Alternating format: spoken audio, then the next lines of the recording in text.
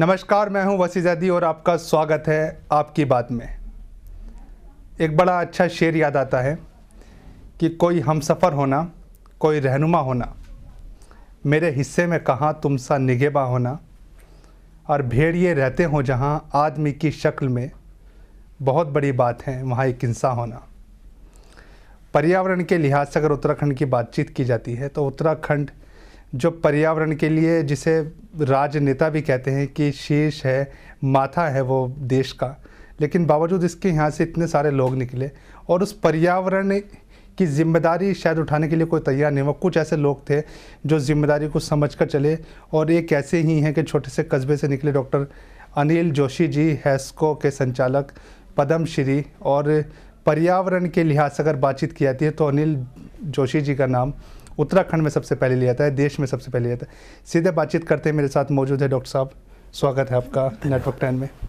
Doctor साहब, उपलब्धियों की बातचीत करते हैं आपके पर्यावरण के लिहाज से, या फिर सभी मुद्दे देखते हैं कि हम उत्तराखंड को पर्यावरण में आज कहाँ पाते हैं, कहाँ लेकर जाए। हिमालय दिवस भी आपने शुरू किया।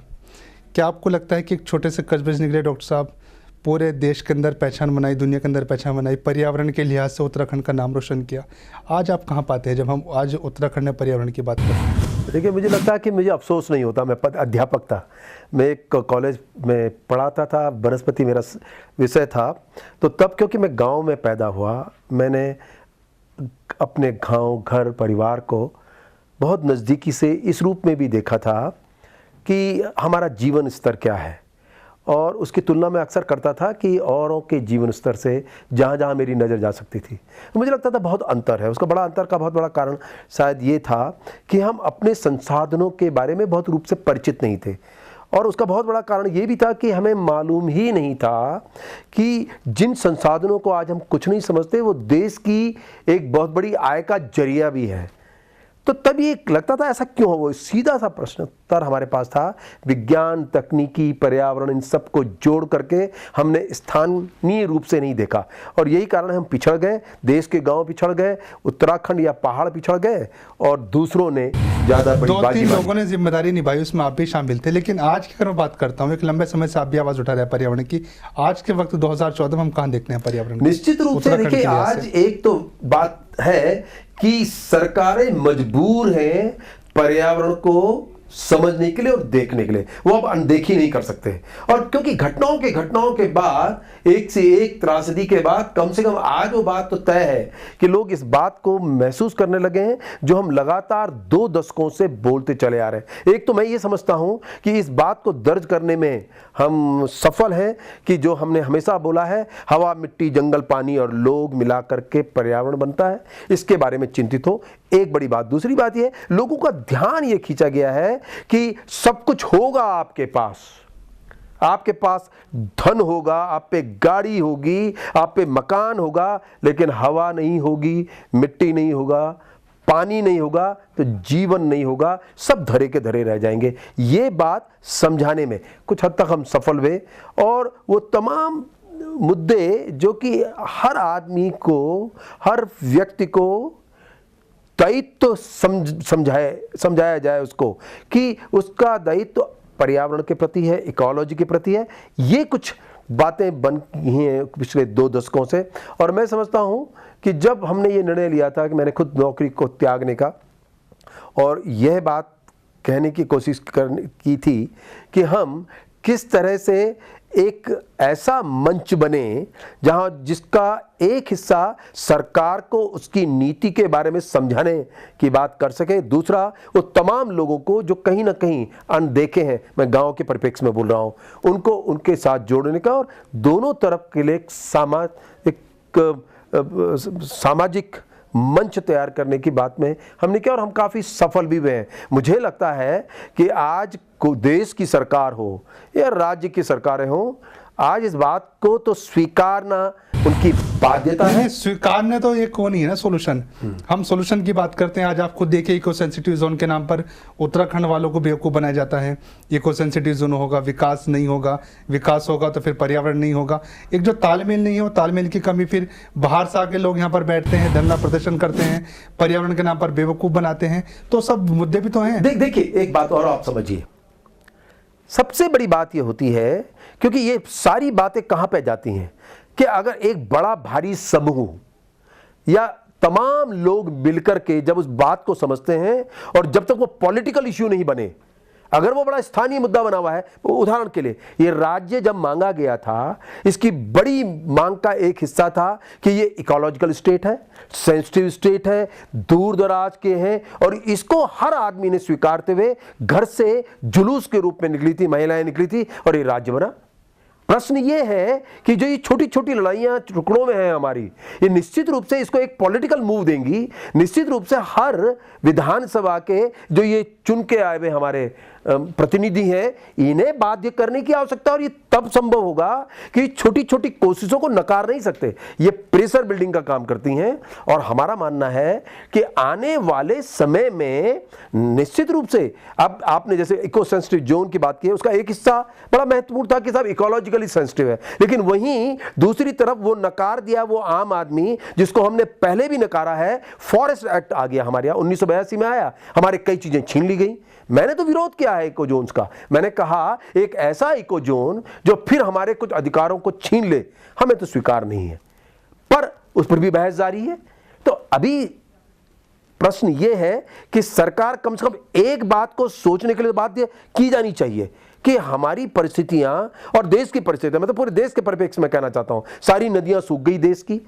अब जहां मैं बैठा हूं, मेरा अपना राज्य है, वहां के तो हालात हर बारिश में दिखाई देते हैं। यही राज्य एक ऐसा दुनिया में देश में होगा जो मानसून को का स्वागत नहीं करता, करना चाहता। कहां सो गए वो सारे लोग जो प्रदेश बनने से पहले आवाज उठाते थे कि सेंसिटिव राज्य होगा, सब कुछ होगा, क्यों नहीं 14 साल के अंदर सब कुछ कर सके वो? देखिए, दुर्भाग्य ये है कि अभी कई तरह के, जिस समय ये राज्य की मांग की थी तो जुलूस तो लोगों ने निकाला था, जोश भी था, मांग भी थी, और वे चाहते थे हमारा राज्य हो। लेकिन जिस तरह से दुर्भाग्य हमारा है, हमारी पॉलिटिकल लीडरशिप जैसे ही वो आती है वो उन मुद्दों को पीछा कर देती है और पावर पहली बड़ी। कोई भी मुख्यमंत्री कहां फंसा पड़ा है, वो इसलिए थोड़ी ना, उसे आपदा का संकट बड़ा संकट नहीं दिखाई देता, उसकी कुर्सी उसका बड़ा संकट है।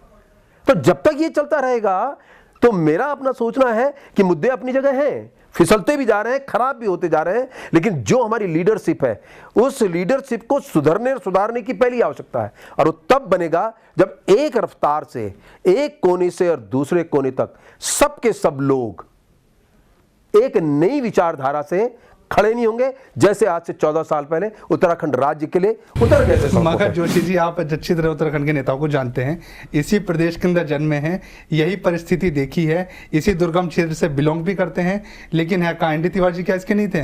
हरीश रावत जिसके नहीं है? विजय भगोड़ा जी चलो माना वो बाहर रहे, लेकिन उनके पिता ने सींचा इस राज्य को, इससे पहले इस पहाड़ को। तो आप नित्यानंद स्वामी, रमेश पोखरियाल निशंक, खंडूरी जी सब यही के तो हैं, लेकिन आवाज कौन उठाए, शुरुआत कौन करे? मैं यही आपसे कहना चाहता हूं। देखिए, एक बड़ी बहुत महत्वपूर्ण बात है कि मैं एक बात कहना चाहता हूं बड़े साफ। देखो मित्र, पॉलिटिक्स राजनीति को भी विकेंद्रित होने की आवश्यकता है। मैं तो कभी पक्षधर नहीं रहा कांग्रेस और बीजेपी के, कैसे बन सकते हैं? क्योंकि आपको अगर दिल्ली से डिक्टेशन लेनी है तो आप क्या करेंगे? आप यहां के मुद्दों से ज्यादा आप दिल्ली के इशारों पर भयभीत हैं, आप दिल्ली के इशारों पर चलते हैं, तो क्या होगा? ऐसा ही परिणाम होगा। लेकिन हमारी अपनी समय आएगा, मेरा ठोस मानना है कि जब हम थक जाएंगे सबसे, तब हमारे यहां एक अपने आंतरिक पॉलिटिकल स्ट्रक्चर खड़ा होगा, और वो होगा निश्चित रूप से। क्योंकि मैं स्वयं अक्टूबर में एक यात्रा कर रहा हूं पूरे राज्य की, और उसका मुद्दा यह है, हम ये पूछना चाहते हैं सभी पॉलिटिकल पार्टी से, 14 साल में जिन्होंने राज्य को मांगा, जिन्होंने राज्य की लड़ाई लड़ी, उनका क्या हुआ, इन गांवों का क्या हुआ, उसका जवाब की तैयारी हो। और वही लोग जो राज्य के लिए लड़ाई लड़ रहे थे, उनसे पूछें कैसा राज्य मांगा था। क्योंकि 2017 का चुनाव किसी पार्टी बैनर पे नहीं लड़ाना चाहिए, हमारे अधिकारों के लिए होना चाहिए। किस लिए राज्य मांगा गया था उस पर लड़ाना चाहिए, और हवा, मिट्टी, जंगल का हिसाब मांगा जाना चाहिए। जोशी जी, एक सवाल और भी आता है, जैसे दिल्ली से इंस्ट्रक्शन मिलते हैं सारे, क्या पर्यावरण के नाम पर भी इस तरह यहाँ पर राज्य के ऊपर केंद्र हावी रहता है? मैं तो मानता हूँ हमारे देश में एक पर्यावरण मंत्रालय है, भगवान जाने पर्यावरण मंत्रालय किस लिए बना है? वो इसलिए बना है कि बांध को संस्तुति दो, बांध को संस्तुति मत दो, खनन होने दो, खनन मत होने दो। उस पर्यावरण विभाग का बड़ा दायित्व तो ये नहीं होता, उस पर्यावरण विभाग का बड़ा दायित्व तो ये था उस देश के हवा, मिट्टी, जंगल, पानी के हालातों पे पैनी बराबर नजर रखे और उनके हालातों को बेहतर करने के लिए लड़े। अब क्या हुआ, जब पिछली बार की तरह से दी आई, पूरा सरकार भी हिली, उस समय हमने एक बात रखी, मैं आपको बहुत अच्छा उदाहरण दे रहा हूं। हमने कहा कि आपने इस राज्य के आर्थिक ढांचे की प्रस्तुति करते हैं हर वर्ष, आप कहते हैं हमने इतनी प्रगति की, तो अगर वो बहुत बड़ी प्रगति है, पर आप एक इकोलॉजिकल स्टेट है और आपने ये त्रासदी भी देख ली, क्या आपको नहीं लगता कि एक और विकास का सूचक होना चाहिए? और हमने उन्हें जताया कि विकास का सूचक होना चाहिए कि घरल सकल पर्यावरण उत्पाद, सकल घरेलू उत्पाद के बराबर सकल पर्यावरण, ताकि हम ये हिसाब निकालें इस साल कितना वर्षा का पानी संरक्षित किया आपने, नदियां रिचार्ज हुई, सारे धारे सूख रहे हैं, उनमें क्या किया, जंगल आपके क्वालिटी और क्वांटिटी कितनी बढ़ी, आपने मिट्टी कितनी रोकी, इसका भी एक सूचक दे लें। अब वो सूचक देने की जब तैयारी हुई तो हबड़ा तबड़ी में मुख्यमंत्री जी ने फटाफट लोगों को इकट्ठा किया और एक बैठक हुई, बड़े बड़े आए, हम भी थे, फोटो खींची, अखबारों में दूसरे दिन सकल पर्यावरण उत्पाद, ये देश का पहला राज्य होगा सकल पर्यावरण उत्पाद हो। उसके बाद एक बैठक और हुई और उसके बाद वो लापता हुई। ये क्यों? देखिए, ये इसलिए भी कि वो एक बड़ा निर्णय था जो विश्वव्यापी था, क्योंकि अभी तक जो सकल घरेलू उत्पाद जैसे मुद्दे खड़े हुए, यूरोप की देन है। ये सकल घरेलू उत्पाद है, वो भारत का सूचक नहीं है विकास का। नकल मारी है हर चीज में, कॉन्स्टिट्यूशन से लेके और विकास के सूचक में वहां से यूरोप से। यूरोप की आपने बात की, एक चीज और याद आई, ग्रीन पीस की हम बात करते हैं। ग्रीन पीस जैसी एनजीओ देश के अंदर आकर वो राजनीति करती है, ऊपर से बाहर से फंडिंग होती है, यहाँ विकास मत होने दो। उत्तराखंड में भी कुछ असर देखने को मिला क्या उसका? देखिए, मैं एक बात तो मैं आपको बताऊं, एक तो ये शब्द जो एनजीओ है, इस शब्द से तो मैं स्वीकार नहीं करता, क्योंकि ये अंग्रेजी नुमा शब्द वर्ल्ड बैंक की देन है।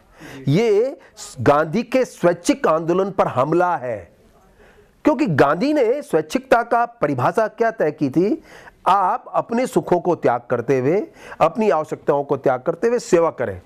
अब उस सेवा की में इस तरह के जो बड़े आकार के संगठन हैं, ये बड़े आकार के संगठन बड़े मुद्दों पर काम करने के लिए डेडिकेटेड होते हैं और इनके पीछे इनकी कई तरह की मुद्दे भी होते हैं। ग्रीन पीस जैसा क्या आया कोई उसके अंदर, उत्तराखंड के अंदर?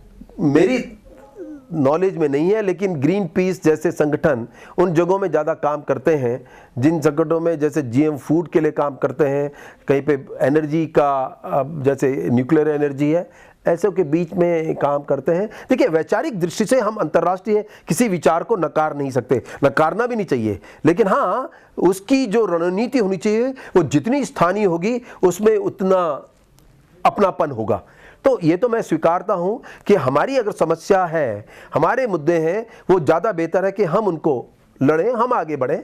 और हमें विदेशी आर्थिक सहायता की क्या आवश्यकता है? गांव का मुद्दा है, उसके लिए विदेशी आर्थिक सहायता क्यों चाहिए? आप लड़ें, और आपकी लड़ाई सच्ची है तो सारा गांव आपके साथ है, सारा प्रदेश आपके साथ है। तो ये बात तो है। बिल्कुल। इस आर्थिक विकास के मुद्दों की अगर हम बात करते हैं तो बहुत सारे ऐसे पहलू हैं जिसके लिए समझ भी ज़रूरी है, और जहाँ तक है प्रदेश की या फिर राज्य सरकार की मदद भी ज़रूरी है, लेकिन वो सब कुछ देखने को नहीं मिलता। चर्चा जारी रखेंगे इस छोटे से ब्रेक के बाद।